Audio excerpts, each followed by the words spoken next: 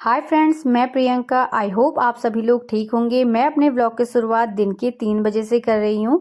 आज है मेरा बर्थडे और जहाँ हम शॉपिंग करने के लिए जा रहे हैं विशाल। मेरा बेटा सोया हुआ था तो हमने अपनी बेटी को ले लिया था अपने साथ, जहाँ मेरी बेटी बहुत ज़्यादा खुश नज़र आ रही थी क्योंकि बच्चों को ऐसा ही इंजॉय के लिए चाहिए होता है। तो हम अपनी बेटी को अपने साथ ले गए थे। मैं देख रही थी एक एक करके सामान, जहाँ मुझे चाहिए थे पिलो और बहुत सारा सामान, तो मैं फटाफट से लेते जा रही थी जो मुझे चाहिए था। मेरी बेटी बच्चों को देख के बोल रही थी कि मम्मा मुझे भी ट्रॉली में बैठना है, तो मैंने बोला चलो ठीक है, आप ट्रॉली में बैठ जाओ और एंजॉय कर लो। तो मेरी बेटी बहुत ज़्यादा खुश नज़र आ रही थी।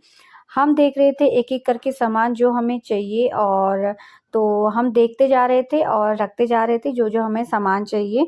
तो हमने ले लिया था और जो हमें चाहिए था उसके बाद से हम निकलने वाले थे घर को, क्योंकि अंधेरा भी हो चुका था, शाम हो चुकी थी, केक कटिंग करनी थी। तो हम लोग निकल गए थे विशाल से, और जहां आप देख सकते हैं मेरी बेटी कितना एंजॉय करते हुए आ रही है। तो हम लोगों ने ले लिया था प्रॉपर सामान और हम निकल चुके थे विशाल से, जहां हम लोग तीनों जने वापस आ रहे थे। और देखिए अंधेरा भी पूरी तरह से हो चुका था और मेरी बेटी एंजॉय करते हुए आ रही थी और खाते हुए आ रही थी। आप कमेंट करके बताना बच्चों की मस्ती किस किस को पसंद है। उसके बाद से मेरी बेटी ने ड्रेस वैस उतारी और मेरी बेटी करने लगी डांस, क्योंकि था मेरा बर्थडे। और मेरा बेटा भी बहुत ज़्यादा खुश हो गया था, उठ चुका था, बोला था मम्मा आप कहाँ हो। और बर्थडे सेलिब्रेट करने के बाद मुझे जाना था छठ पूजा की पूजा पे, तो हमने छोटा सा सेलिब्रेट किया और मैं तैयार हो रही थी छठ पूजा के जाने के लिए भी। और बच्चों को केक कटिंग की बहुत ज़्यादा हो रही थी कि मम्मा जल्दी जल्दी आप केक काटिए और हम खाएं और एंजॉय करें करके। तो ये केक वेक तो वैसे भी बच्चों के लिए ही होता है ज़्यादातर। तो बच्चे बहुत ज़्यादा खुश नज़र आ रहे थे दोनों जने। तो मैंने काट लिया था केक, और ये गए थे थोड़ा सा बाहर किसी काम से, तो मैंने कहा बच्चों से रहा ही नहीं जा रहा था केक के लिए कि काटने के बिना।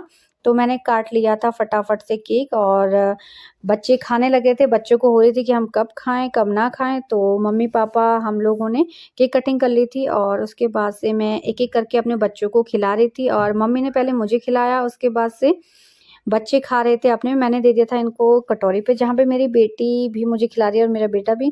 मेरी बेटी तो मुझे केक ही लगाते जा रही थी, और क्योंकि बच्चों को बहुत ज़्यादा अच्छा लगता है। तो बाद में बच्चे बोलने लगे हैप्पी बर्थडे मम्मा। और उसके बाद से मेरा बेटा तो खास तौर से बहुत ज़्यादा खुश नज़र आ रहा था।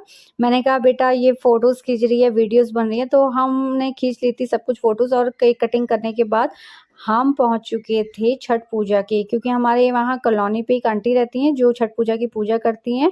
उन्होंने बुलाया था हमें कीर्तन पे, और हम आ चुके थे उनके घर पे। और यहाँ पे मेरी बगल की भाभियाँ भी हैं जो हमारे साथ आ रही हैं। तो ये है उनका घर, ये अपने छत पे है उनका।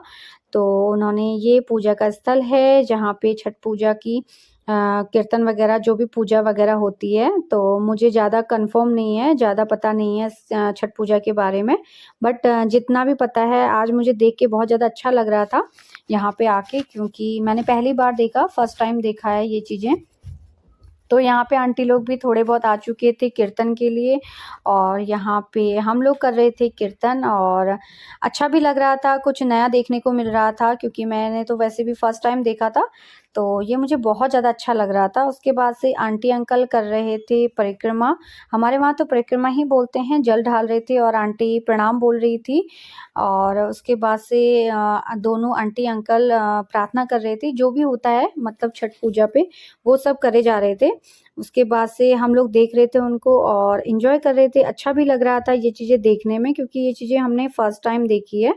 तो ये छठ पूजा का त्योहार भी बहुत बड़ा त्योहार है। और जहाँ मैंने आंटी से पूछा था कि आप लोग क्या करते हो इस चीज़ को, तो आंटी बोल रही थी कि हम 1 बजे जाते हैं, पानी में विसर्जन करते हैं, उसके बाद से 4 बजे आते हैं, फिर पूजा होती है, ढालते हैं सूरज आने से पहले। तो ये सब बता रही थी आंटी मुझे। उसके बाद आंटी मुझे लगा रही थी सिंदूर, जहाँ आंटी ने मुझे नाक से लेके पूरा माथे तक लगा लिया। तो मुझे हंसी आ रही थी, क्योंकि ये फर्स्ट टाइम था मेरे लिए। तो मैं आंटी से बोली थी आंटी सारा ही सिंदूर मेरे ऊपर ना ख़त्म कर दो आप। तो एक एक करके आंटी सभी सुहागन औरतों को ये सिंदूर लगाया जा रहा था, क्योंकि ये सिंदूर बहुत ज़्यादा शुद्ध होता है और बहुत ज़्यादा अच्छा है, क्योंकि ये हनुमान जी को लगता है और पति की लंबी आयु के लिए ये सिंदूर होता है।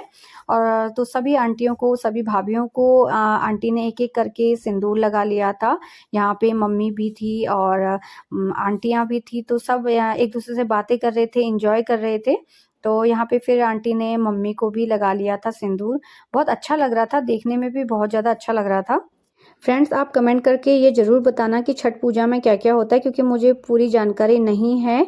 और अभी के लिए फ्रेंड्स इतना ही। अगर मेरा व्लॉग आपको अच्छा लगे तो लाइक कीजिए, कमेंट कीजिए, शेयर कीजिए। मैं मिलती हूँ आपको अपने नेक्स्ट व्लॉग में, और मैं अपने नेक्स्ट व्लॉग में दिखाऊंगी कि मेरे हस्बैंड ने मुझे अपने बर्थडे पे क्या गिफ्ट दिया।